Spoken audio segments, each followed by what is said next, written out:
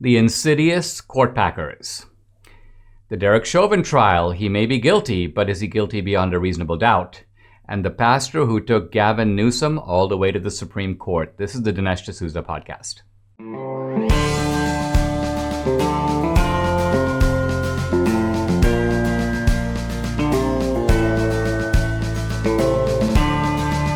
America needs this voice.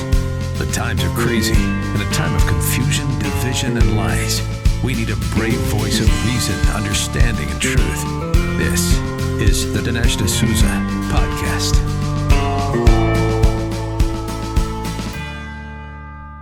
Court packing. That's what the Democrats are now up to. There is a new bill that's been introduced by Senator Ed Markey of Massachusetts in the Senate. And also Jerry Nadler, the chairman of the Judiciary Committee in the House. So these are two influential Democrats. They're supported by Hank Johnson of Georgia and Representative Mondaire Jones of New York. And they want to add just enough members to the Supreme Court to give the Democrats an immediate majority. So the current right-leaning majority is 6-3. This is, of course, assuming we count Justice Roberts as a conservative. He's a little bit more of a centrist these days. But nevertheless, let's just say 6-3 right-leaning. So by adding 4 justices, it gives the Democrats a 1-seat majority. And they want Biden to have all these nominees and have them right now. Now, Biden himself is a little more cautious about all this. Biden wants a commission to study the issue, but that can be understood as a kind of nothing more than a delaying tactic to sort of get to somewhat of the same result. Biden is pretending, and of course you hear Jen Psaki talking about this, well, you know, we're not just studying the number of justices, we're studying the processes of the court. So all kinds of excuses to sort of, we're looking at the whole thing to try to make it sort of run better. But it's very clear that the motive behind all this is to pack the court. And so the Biden program, which Pelosi is also on board with, is to have this commission produce recommendations for how to pack the court, and then for Biden to point to the commission to gain legitimacy and try to build public support for what is surely an unpopular, but also kind of, well, I won't say unprecedented. FDR tried to pack the court. We're going to be talking more about that. But FDR failed, and his effort was defeated in part by opposition from his own party. Now, here is Ed Markey talking about the need to pack the court. Listen. And we do it by adding 4 seats to the court to create a 13-member Supreme Court. These 4 new seats, to be filled by President Biden, will reconstitute the United States Supreme Court. The bench will then rightly reflect the values of the majority of the American people on whose behalf they serve. Now, there are 2 things that jump out at me right away with regard to Markey.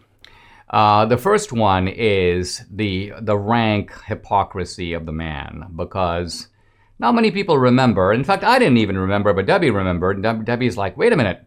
Isn't this the same guy who was talking about the need to keep the court exactly at 9, not to increase the number of justices? Of course, he was doing this when Republicans had a majority in the House and the Senate, and Trump was the president, and he was a little worried that the Republicans might try to pack the court. So he's like, listen, let's be very sure that we don't need more than 9. So this is the same guy.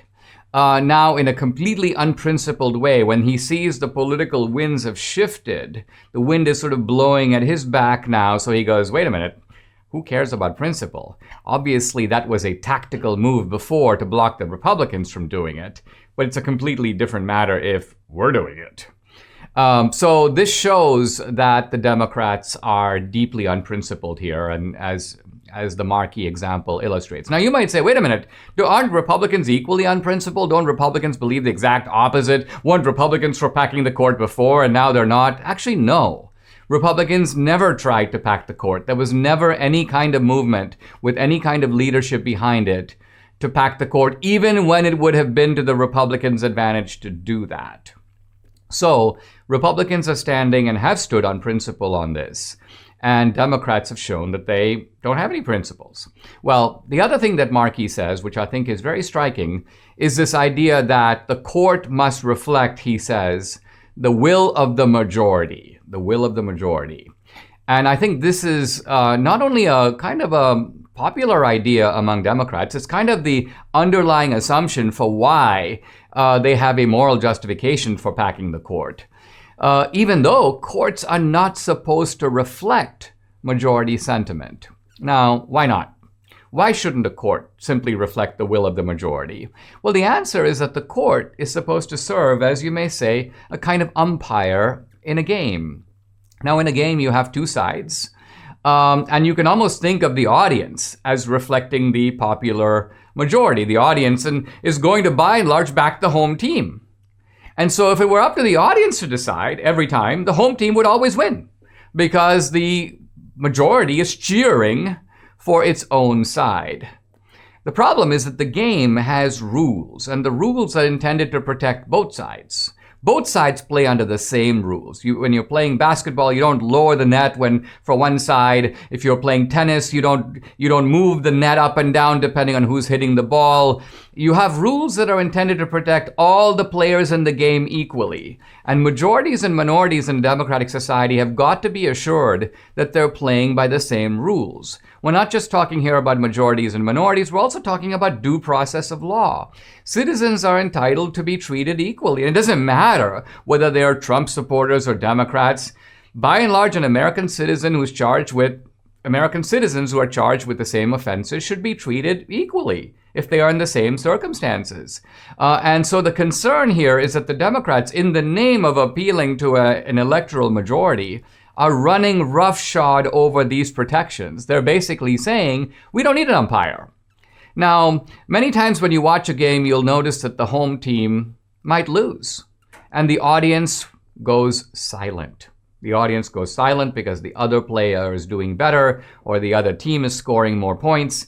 And the audience is grudging, but the audience accepts the rules of the game. Why? Because the audience realizes that we need fair rules and we need a fair adjudicator who is not a partisan of one side or the other side who is calling the shots. That's why we need an independent judiciary. Now, it's not perfect. Umpires can make mistakes, and we have processes in place to try to make sure that as best as possible, we can have an independent judiciary nominated by the president, confirmed by the Senate, but then appointed for life so they're able to ultimately, you may say, live beyond the immediate circumstances of their appointment. The bottom line is that it is the rule of law that is essentially up for grabs here. It is the rule of law that the Democrats want to override in their effort to pack the court, and in doing so, destroy the independence of the judiciary. I want to probe the insidiousness of court packing kind of at the deeper level, which is to say, to go beyond the claim that the Democrats want to establish a one-party system. They want to reconcile the legislature, the executive, and the judiciary.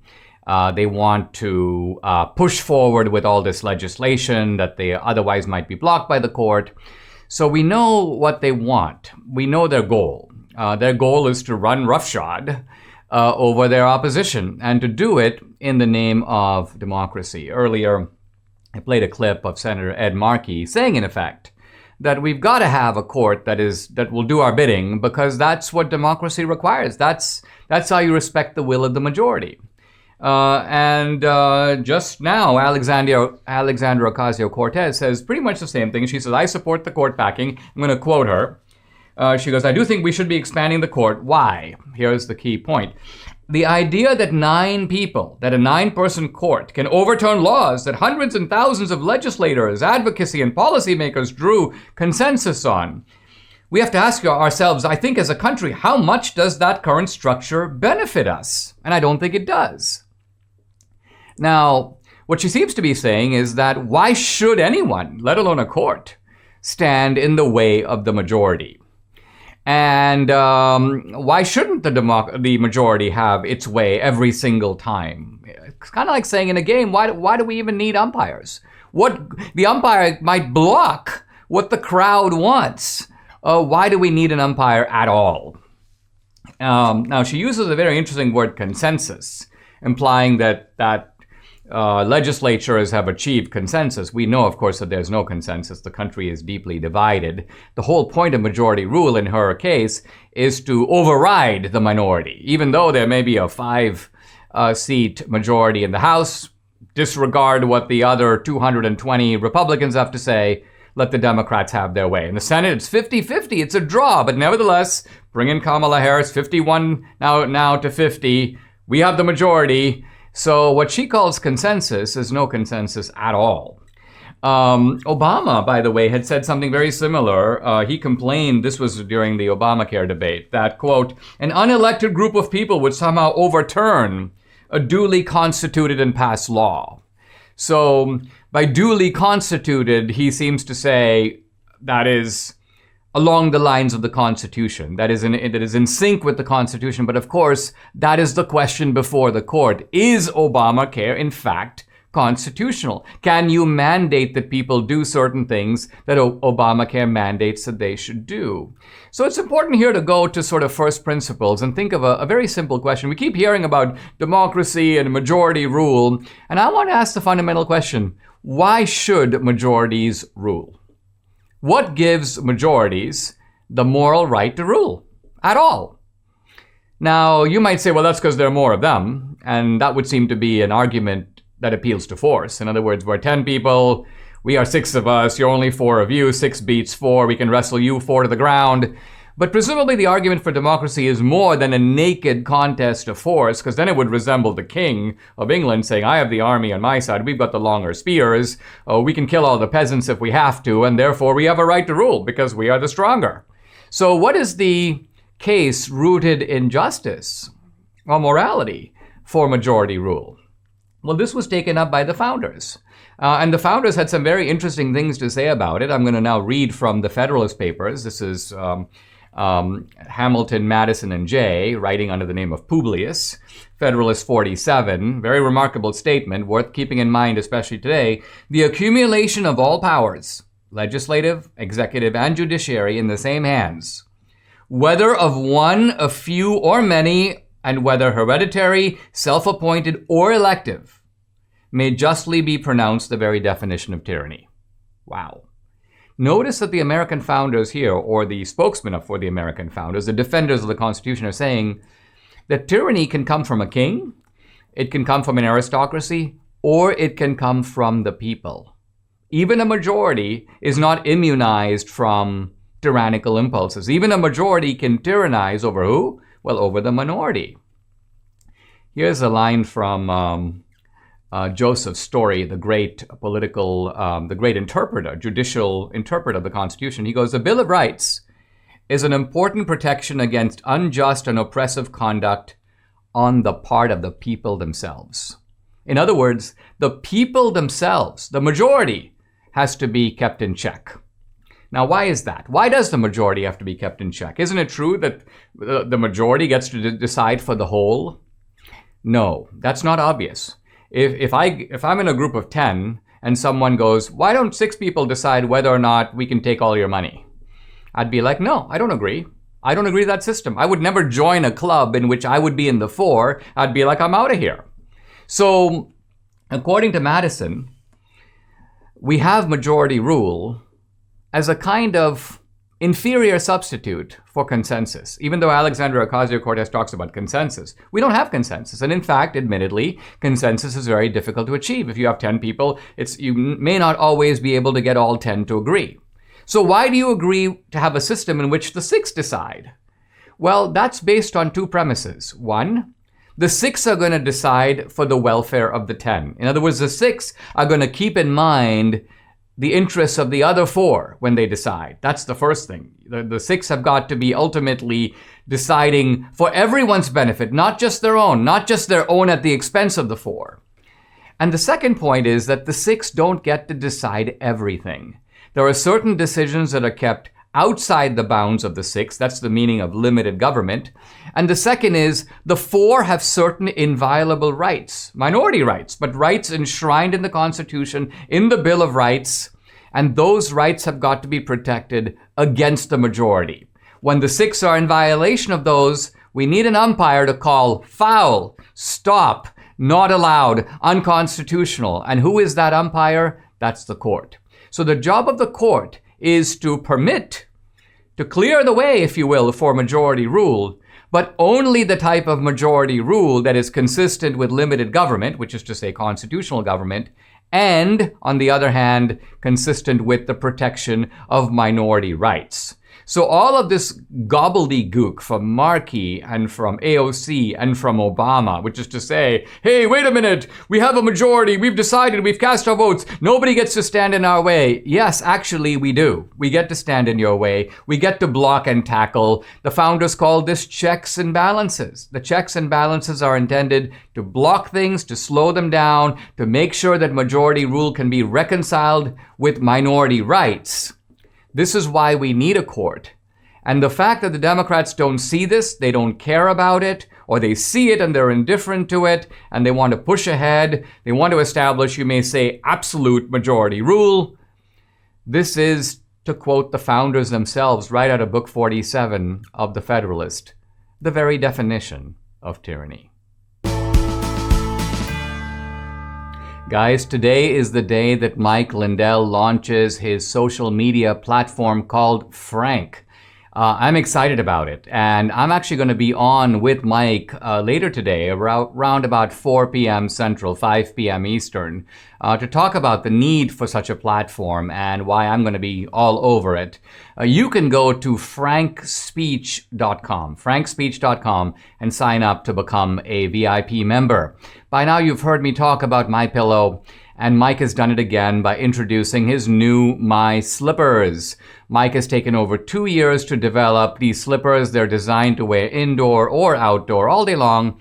They're made with MyPillow foam and impact gel to help prevent fatigue, made with quality leather suede. For a limited time, Mike is offering 40% off his new My Slippers. They're so comfortable, you want to get some for the whole family. Debbie and I just love ours. I got the moccasins, she got the slip-ons. Go to mypillow.com and use promo code Dinesh. You'll get deep discounts on all MyPillow products, the Giza Dream bed sheets, the MyPillow mattress topper, the towel sets, the robes, and all of it. Call 800-876-0227 or go to mypillow.com. Don't forget to use promo code DINESH, Dinesh.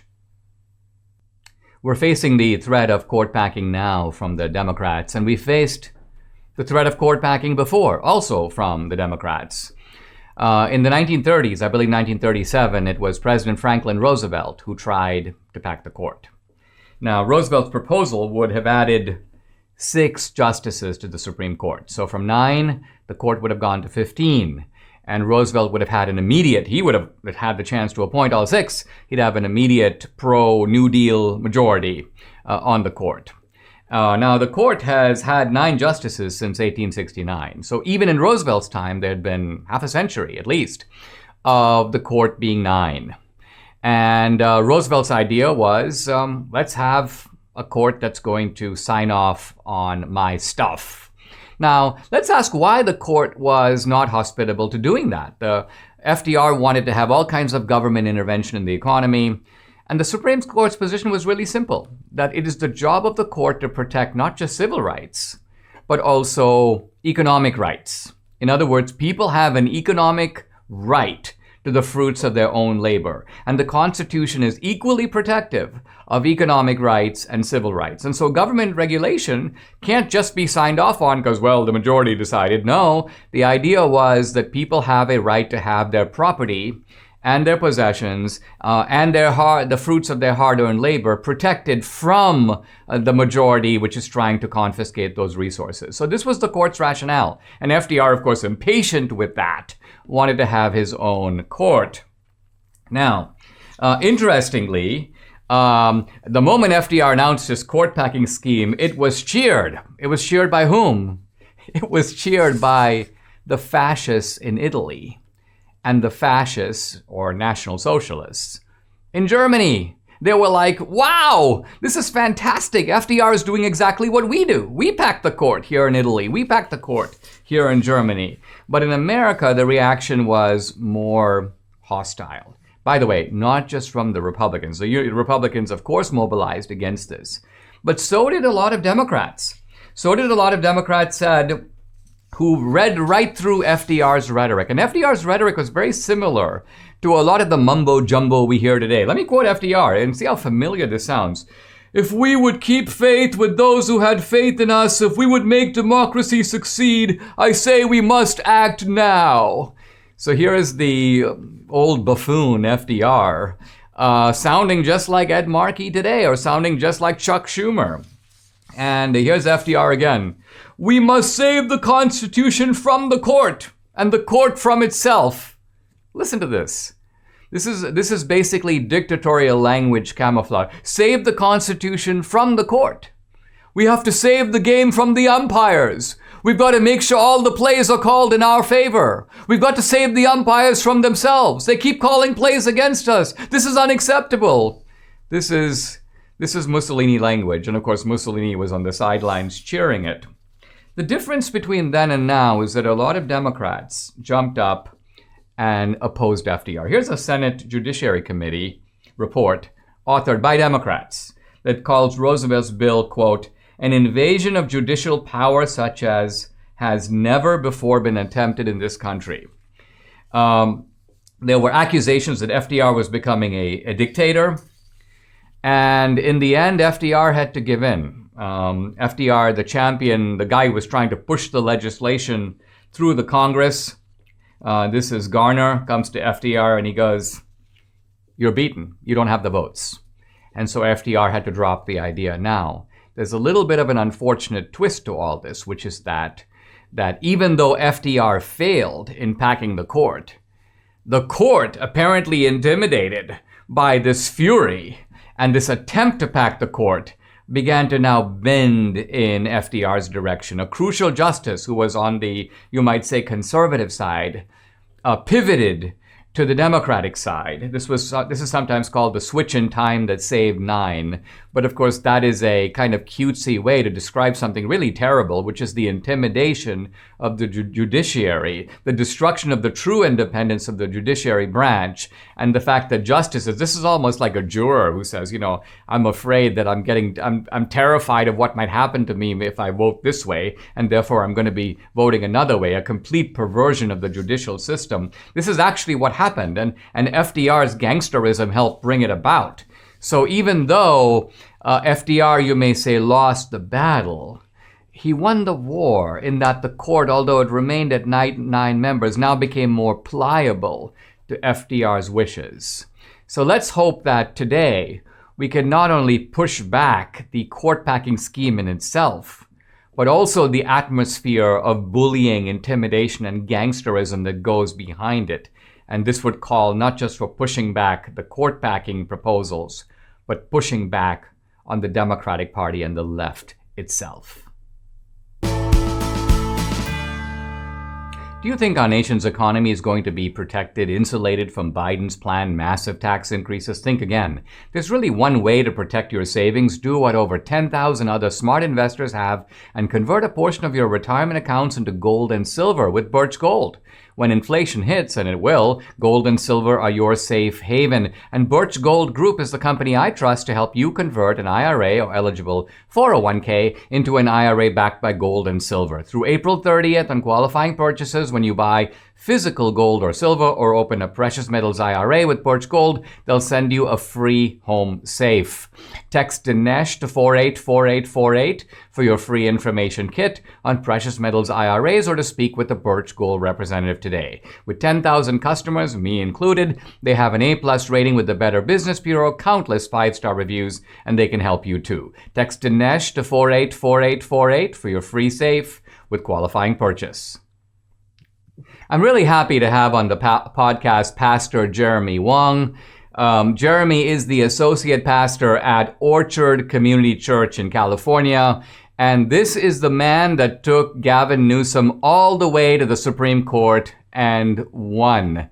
Jeremy, thanks for coming on the podcast. Let me start by asking you, what provoked you to step out and challenge the government of California, the Governor Newsom, and push that fight all the way to the Supremes?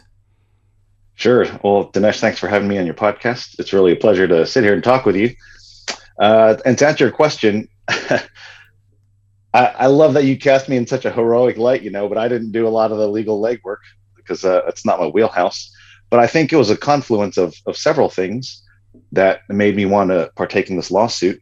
Initially last year when the pandemic first hit, we shut down like everyone else because we were told 2 weeks to flatten and we wanted to be safe.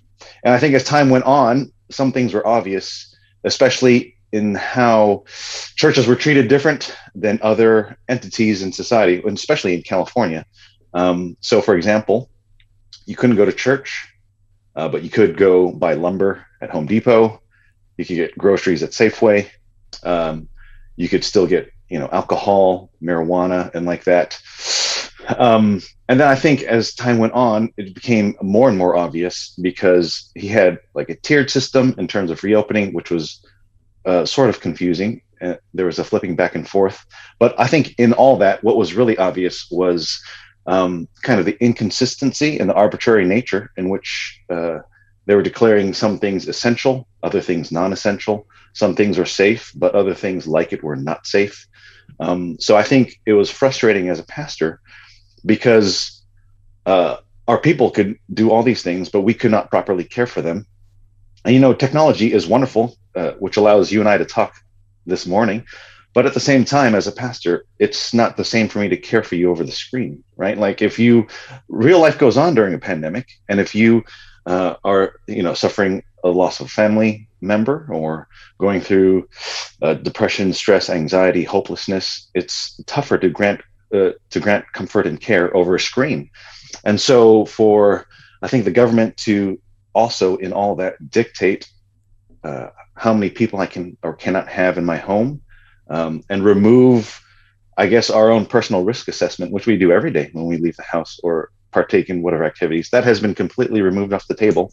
And they just said, no, you may not. And so I think in our particular case, we had a small group from our church that we were hosting regularly just to have Bible study and prayer and kind of talk about life and God has been working in it and to share in that together. But that had been removed off the table. And so all that frustration, I guess, pent it up.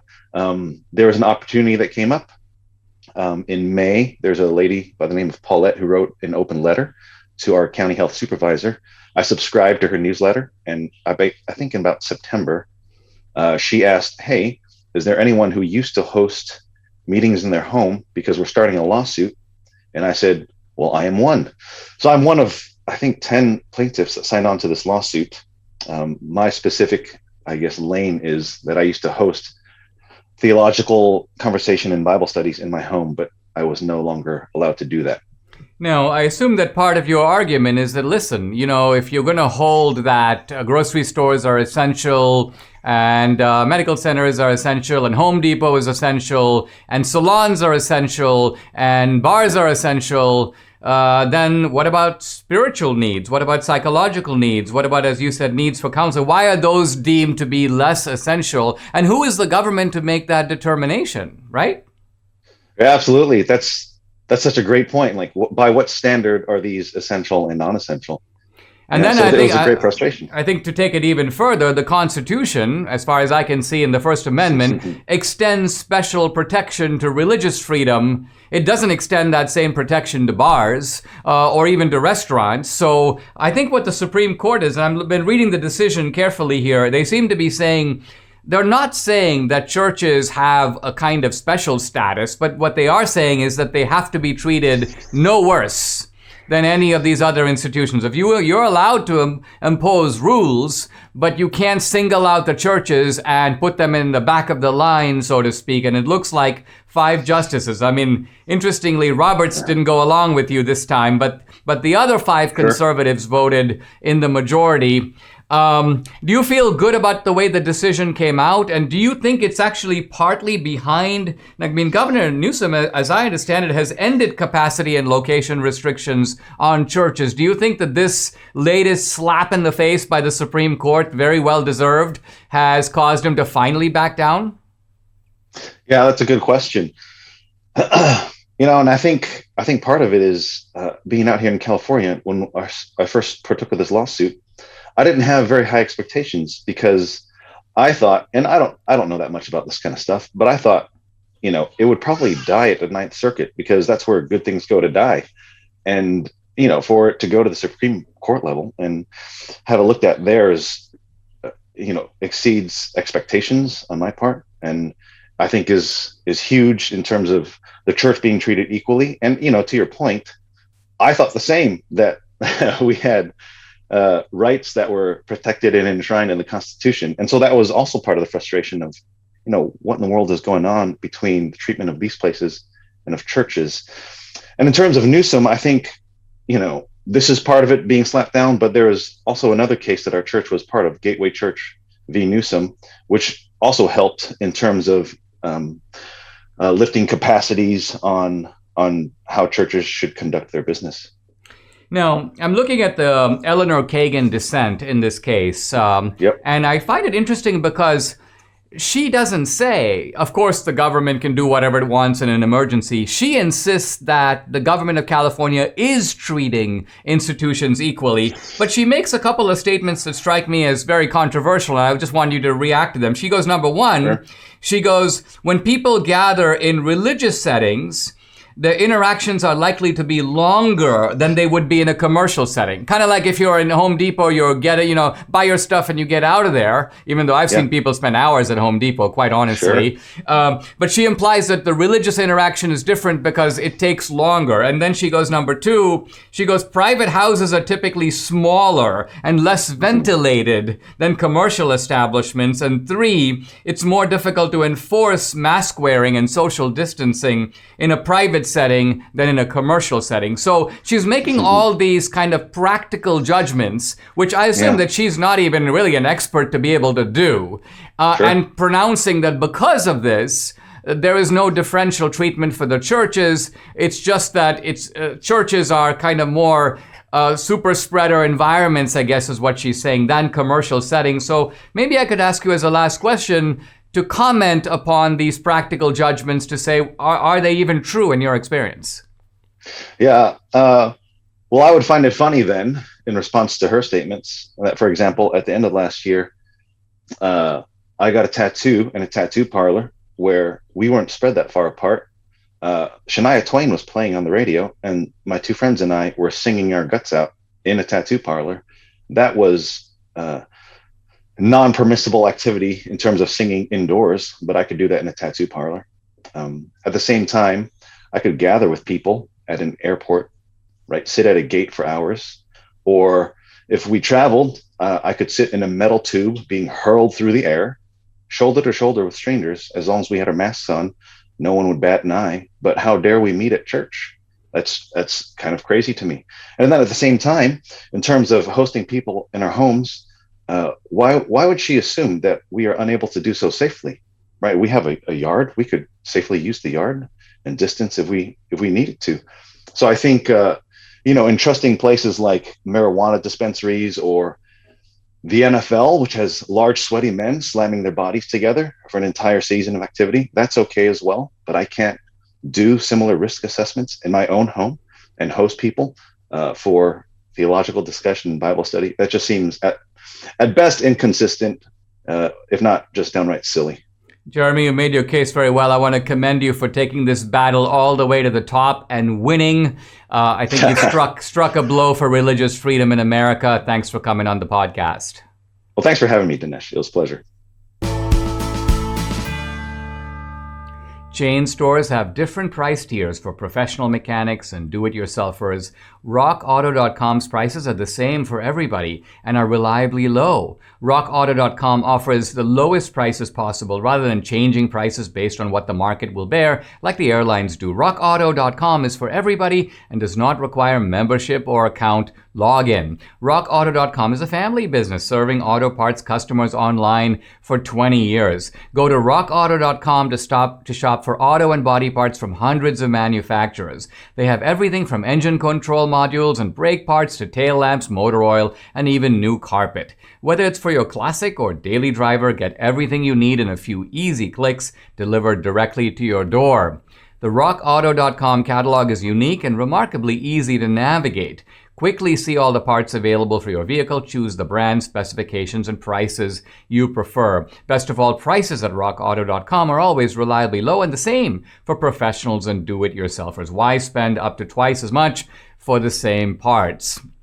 Go to rockauto.com right now and see all the parts available for your car or truck. Write Dinesh in their How Did You Hear About Us box so they know I sent you. Amazing selection, reliably low prices, all the parts your car will ever need. rockauto.com. One of the most fundamental principles of American justice is due process of law.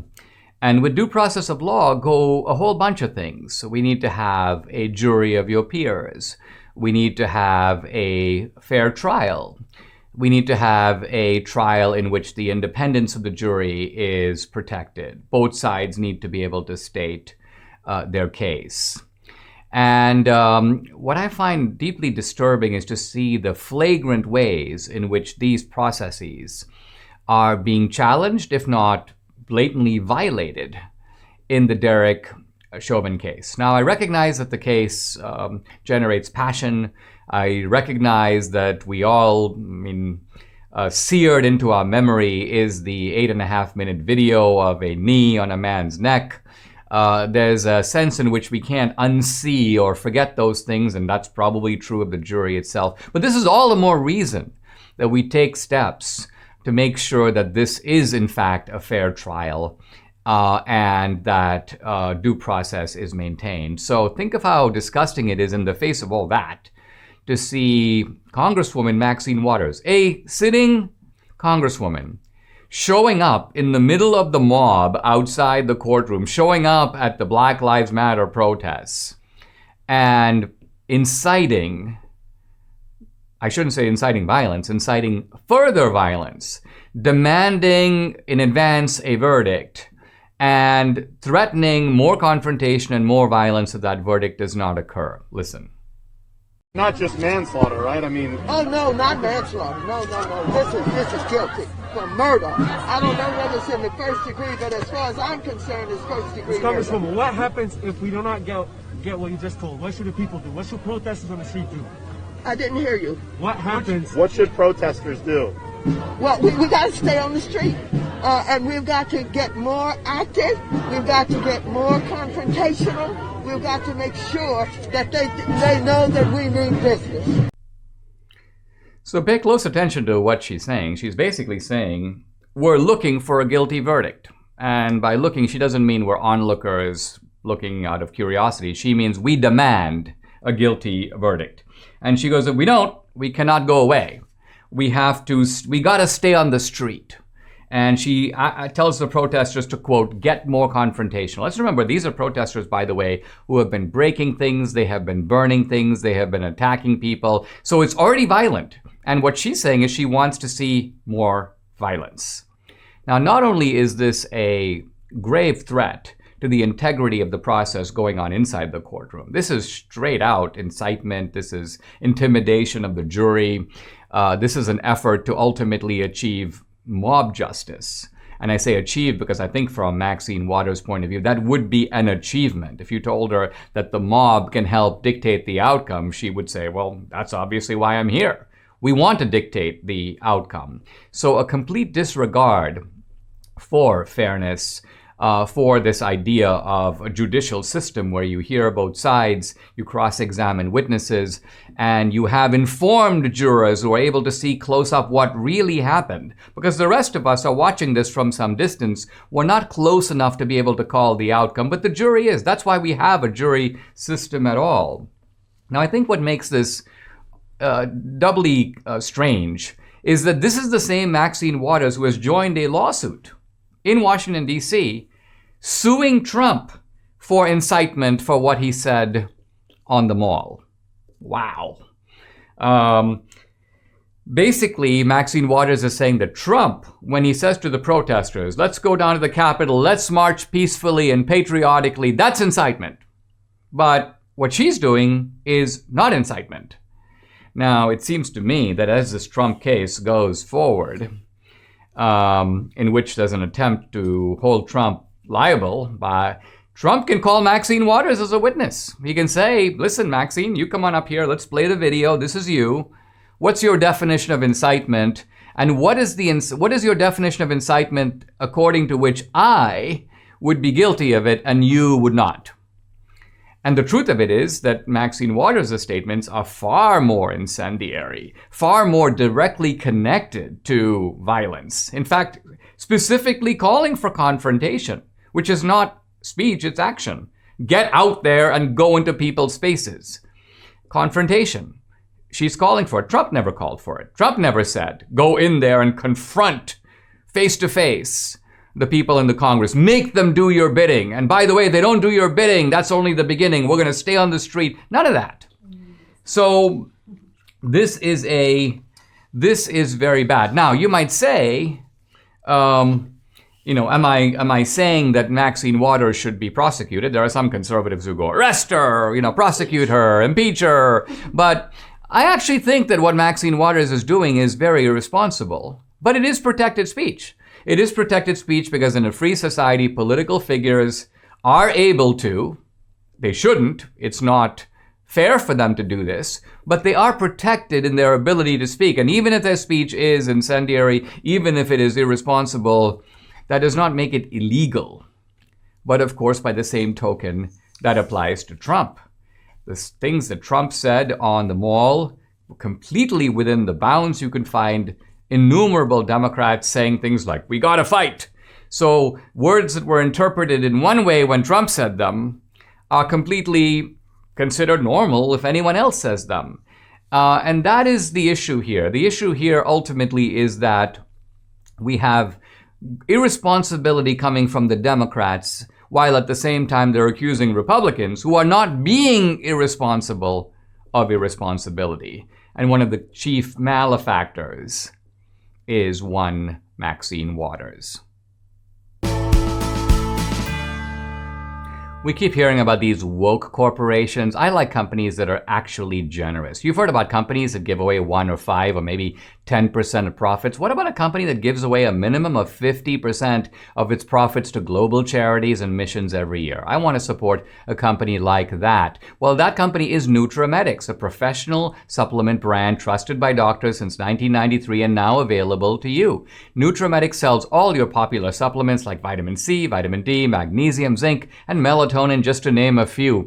But what I like most about NutraMedics is our shared values. They've donated $15 million to global charities and missions, and their goal is to surpass $100 million in giving by 2030. If you take supplements, switch to NutraMedics. That's the product I use. It's the highest quality, and they donate 50% of their profits. Go to NutraMedics.com, that's NutraMedix.com, and use the code Dinesh10 for 10% off.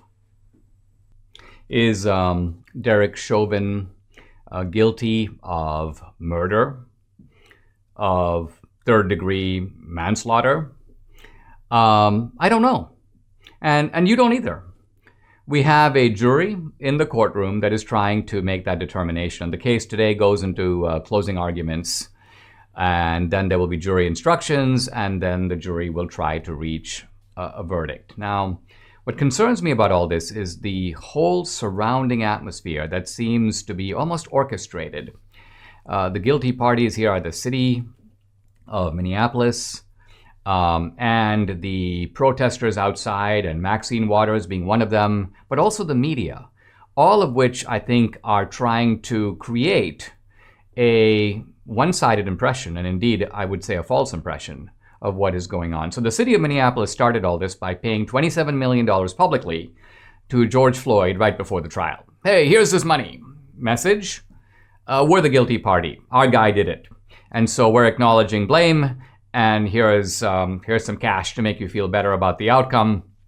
And the message, of course, to potential jurors is to help them, you may say, prejudge the outcome. Okay, we get the picture, we see who the guilty party is. Second, the mob atmosphere around the courtroom every day.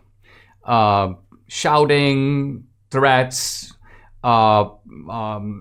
promises to all hell will break loose, we're going to riot, Maxine Waters, be more confrontational, all of this is going on. And then the intimidation of witnesses. Here's an expert witness on behalf of Floyd who said Floyd's death, in his view, was accidental. Turns out a bunch of protesters went to his house and left a severed pig's head outside his door. By the way, unreported in much of the Western American media. I see this in the Daily Mail.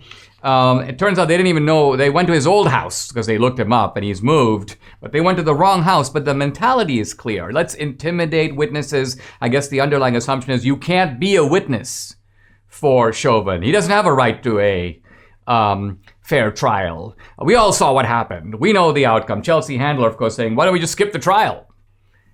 And so this mentality, and then when you look at the media coverage of the case, it's deeply misleading. It's one-sided. It's almost like watching a world chess match and only reporting the moves of one side. And not only that, but every time one guy takes a pawn or takes a piece, you break into uncontrollable applause and cheers. Fantastic move. I mean, when you listen to CNN, you almost feel like laughing. Deeply emotional testimony, riveting from the prosecution. And then a recent CNN headline to the effect that the defense doesn't even have a leg to stand on. The CNN headline to the effect that the defense is walking on a slender reed. New York Times, pretty much the same thing. They refer to one of Floyd's friends who won't testify, but they don't say why. Well, it turns out that the reason the guy won't testify is because he's a drug dealer. He's actually been selling drugs to Floyd. He might have been the guy who provided the drugs that killed Floyd. No wonder he doesn't want to testify. He could be indicted himself. So to avoid self-incrimination, he doesn't testify. Once the trial begins, it turns out that the evidence is cutting both ways. I'll give you a couple of examples. At one point, the prosecution, with great fanfare, says, George Floyd was calling for his mother. And they refer to a statement by George Floyd where he keeps saying, Mama, Mama. Well, the defense comes out and points out that George Floyd has the name Mama in his phone, but it's actually the nickname of his girlfriend. This is the person who he was dealing drugs to. He wasn't calling his mom at all. So this is like embarrassing for the prosecution. It's a small detail, but it's telling because evidently the prosecution didn't even know who Floyd was calling out to.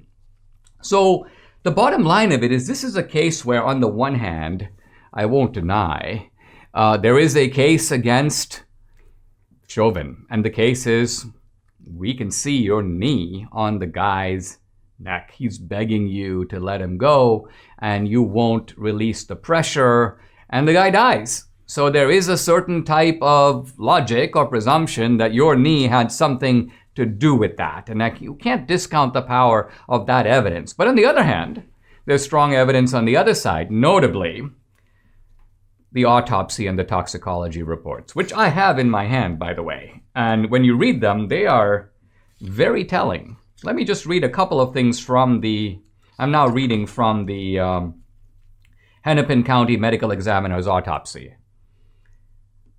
Part 3, no life-threatening injuries identified. Think about that.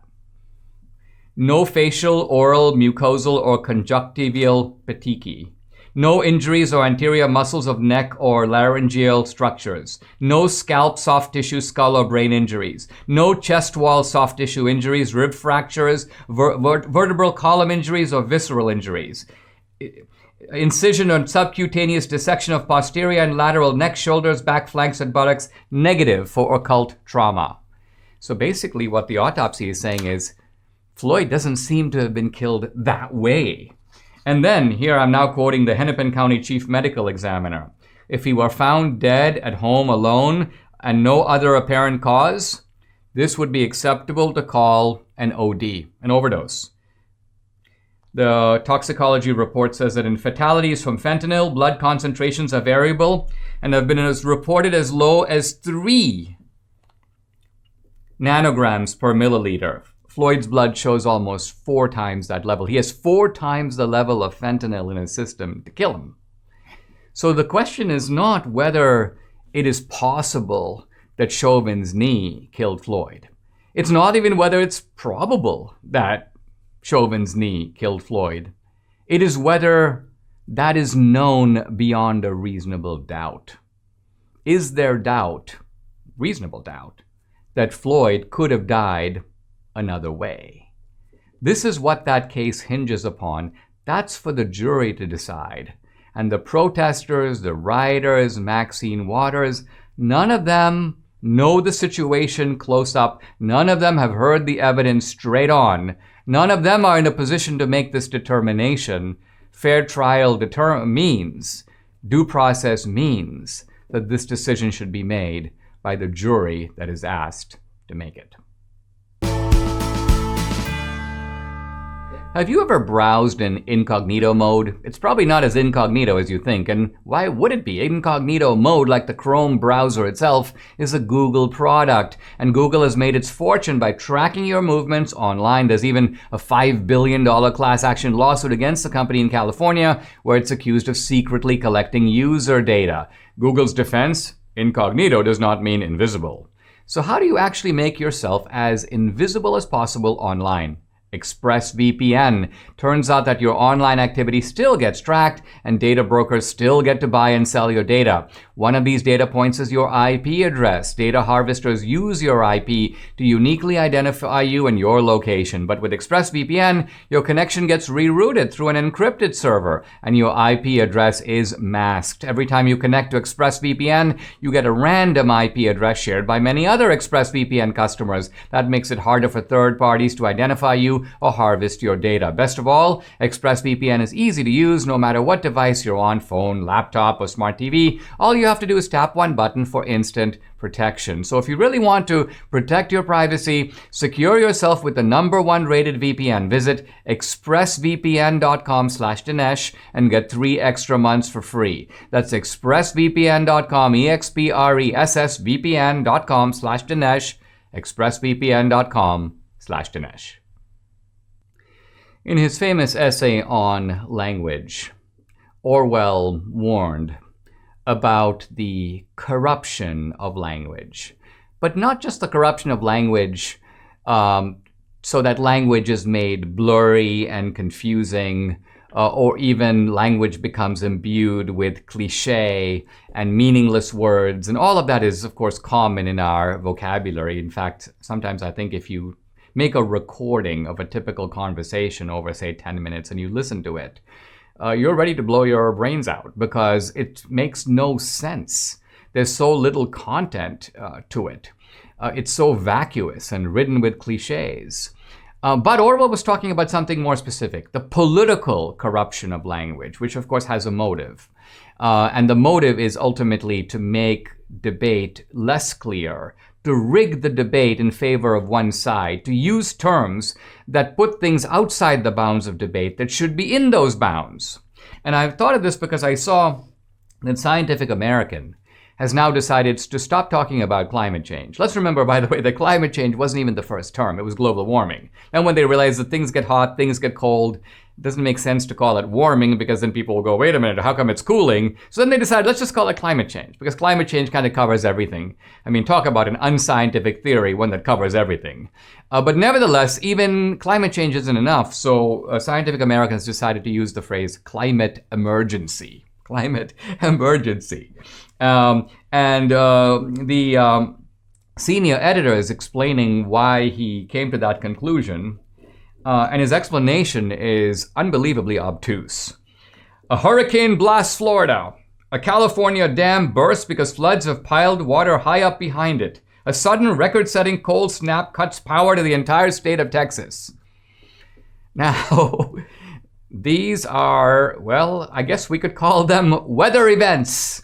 And we've been warned from the beginning of this debate by the climate scientists themselves. Don't confuse weather with climate.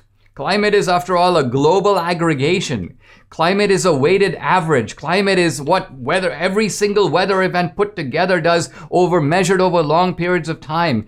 The climate change argument is that the climate has risen in temperature by 1 degree to 1.5 degrees over the past 100 years. It has nothing to do with the fact that a windstorm has swept a little far south and is now hitting Texas when it normally would have passed north of Texas.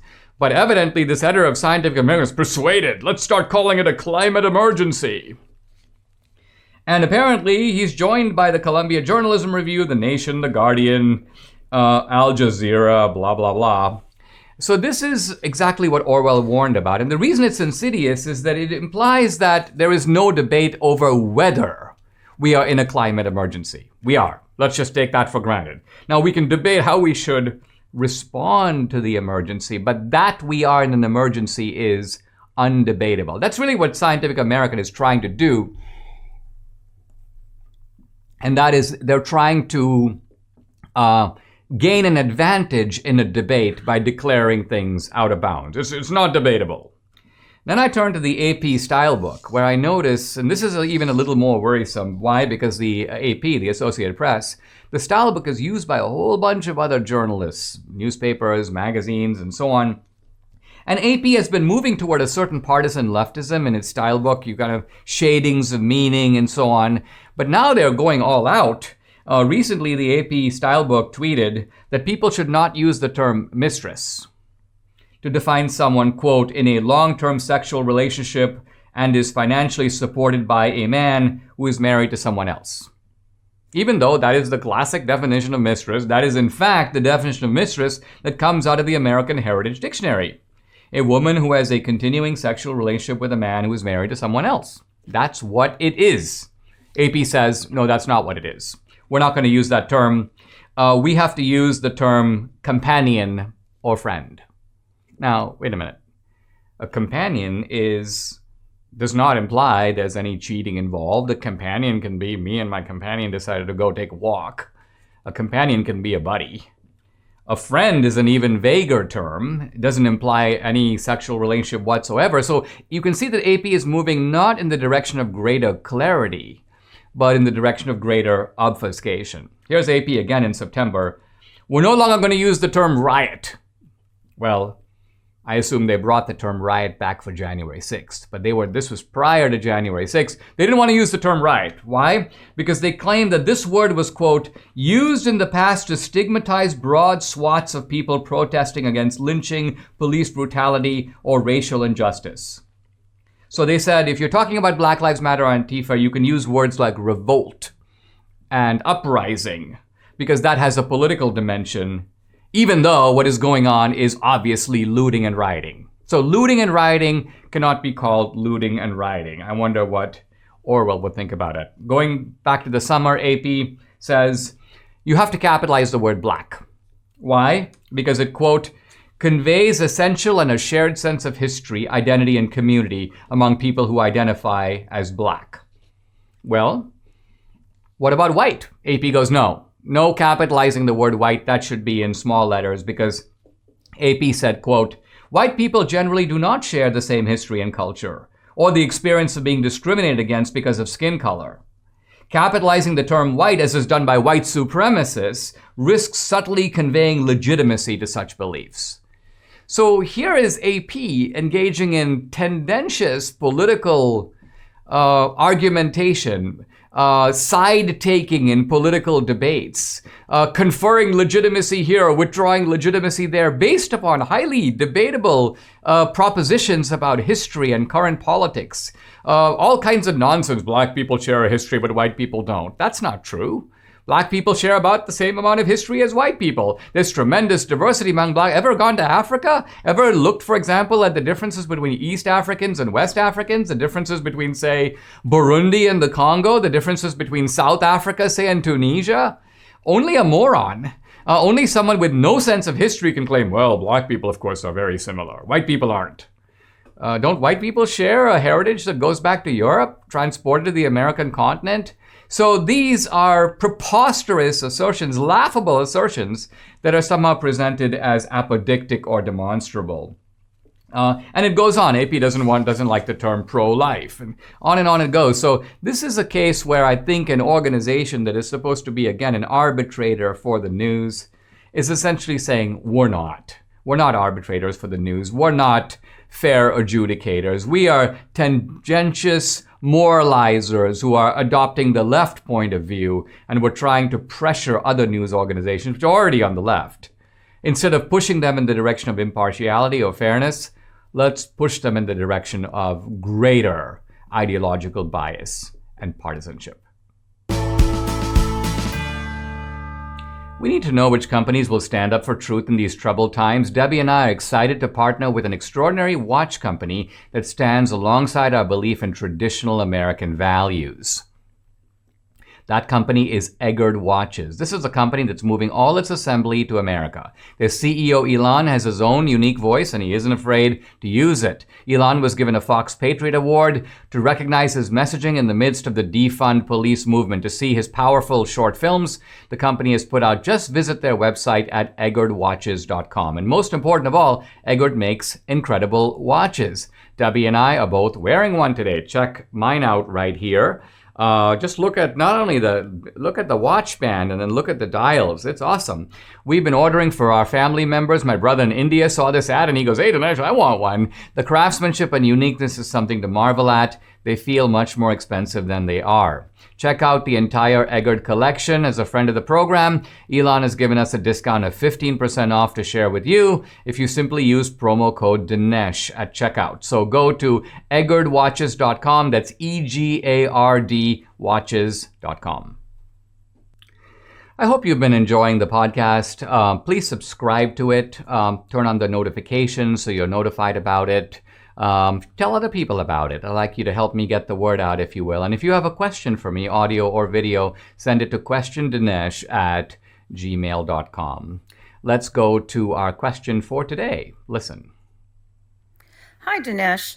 Since Joe Biden has historically been against court packing, why do you think that he has suddenly changed his mind and appointed this new committee to evaluate whether or not there should be additional justices on the court? Because I think we all know, since they're primarily Democrats, that they will all agree that there should be more justices on the court. Thank you. I think that Joe Biden, for much of his career, was in the, you may almost call it in the mainstream of the Democratic Party, which held that court packing is a little bit of a dangerous game because two people can play at it. I remember American politics has been pretty pendulum-like for the past 30 years, ever since Reagan. One side has the presidency, the other side has the Congress. And it's only brief moments where either the Republicans or the Democrats have had all three branches of government. So the idea is that if the Democrats do it, the Republicans can do it. And I think it is this desire to preserve the independence of the judiciary that has led even a couple of Democratic nominees on the court. I think, for example, of Ruth Bader Ginsburg, who warned against court packing. She said, well, we've got 9 justices. It's been that way for a long time. True, it's not in the Constitution, but there's every good reason to stay with that system of picking umpires and the number of umpires that we have on the court. Similarly, very recently, a sitting court justice, Stephen Breyer, said, think twice, think long and hard. He was issuing a warning to his own party before you try to pack the court. Why? Because he said this will diminish confidence in the judiciary as a third and thus independent branch of government. It destroys the idea of the independent umpire. It turns the umpire into a player.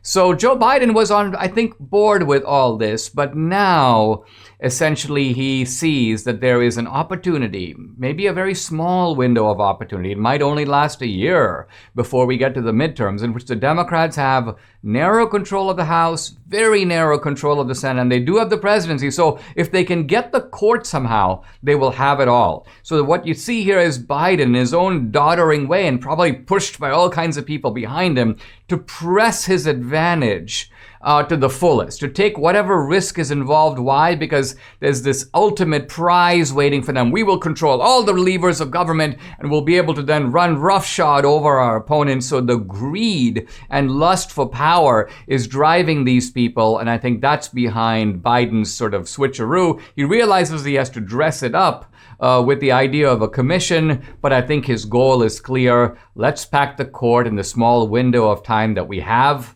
because if we don't do it now, it may be too late. Subscribe to the Dinesh D'Souza podcast on Apple, Google, and Spotify, or watch on Rumble, YouTube, and SalemNow.com.